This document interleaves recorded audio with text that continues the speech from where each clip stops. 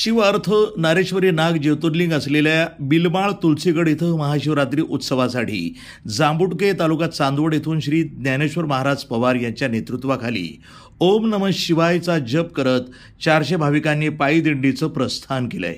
बिलमाळ तुळशीगड इथं शिव अर्थ नारेश्वरी नाग ज्योतिर्लिंग ट्रस्टचे मठाधिपती संत अनेक रूपी महाराजांच्या तपश्चर्येतून साकार झालेल्या अर्ध नारेश्वरी नाग ज्योतिर्लिंगाची स्थापना झाली आहे। या ठिकाणी गुजरातसह महाराष्ट्रातनं दररोज हजारोंच्या संख्येनं भाविक दर्शनासाठी गर्दी करतात। महाशिवरात्री पर्वानिमित्त महाशिवरात्री महाउत्सव आणि शिव महिमा अखंड हरिनाम यज्ञ सोहळ्याचं आयोजन करण्यात आलंय। या सोहळ्यासाठी जांबुडके तालुका चांदवड येथून शिवभक्त ज्ञानेश्वर महाराज यांच्या नेतृत्वाखाली दरवर्षी पदयात्रेचं आयोजन केलं जातं। या पदयात्रेचं 8वं वर्ष आहे। जांबुडके येथून महादेवांच्या मूर्तीची आणि संत अनेक रूपी महाराजांच्या प्रतिमेच्या रथासह 30 कावडीधारकांनी पूजाविध तसंच आरती करत श्री महादेवांच्या जयघोषामध्ये प्रस्थान केलं।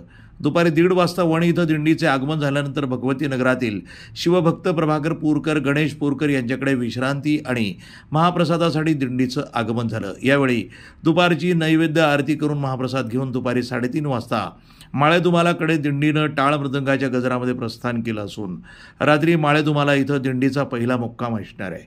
लौकिक महाराज जोशी अजमेर सैंदाणे यांचे सायंकाळी 7 वाजता माळेदुमाला इथं कीर्तन होईल। सकाळी दिंडी हदगडकडे प्रस्थान करणार असून वणी इथं सटाणा मालेगाव तसंच वैजापूरसह जिल्हाभरातनं शिवभक्त दिंडीमध्ये सहभागी झाले आहेत। श्री क्षेत्र जांबुडके ते बिलमाळ पायी दिंडी 16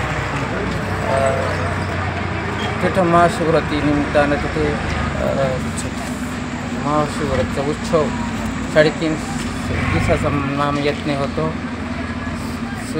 सकाळी काकडा होतो, दुपारी महाशिवपुराण गाथा होती, नंतर 5 ते 6 हरिपाठ होतो, रात्री 9 ते 11 कीर्तन होतो आणि रात्री नंतर जागरणाचा कार्यक्रम होतो। तुमचा दिंडी सोहळा कुठून कुठपर्यंत चाललेला आहे? जांबुडके ते बिलमाळ। किती दिवसाचा आहे? किती भाविक सहभागी आहे? भाविक 400 किंवा 450 आहे। याच्यात कावडीने कुठून पाणी आणलेलं तुम्ही तीर्थ? नांदूर मधमेश्वर।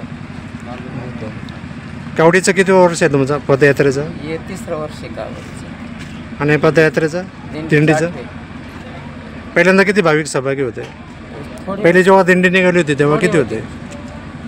100 ते 150 होते। आता भरपूर वाढत आहे, भाविकांची संख्या वाढते आता। हो। ओके।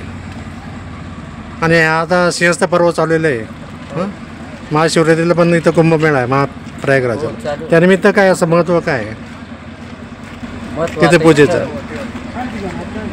तिथं शिवार्धनाश्वरी धाम आहे। तिथं परमपूज्य संत स्वामी आणि कपिती महाराज यांना साक्षात शिवशक्ती प्रगट झालेले आहे। बरेच भाविक तिथे येतात, कोणताही समस्या असो कोणते काही निवारण करतात ते। प्रतिनिधी दिगंबर पाटोळे, वणी, नाशिक, NTV न्यूज मराठी।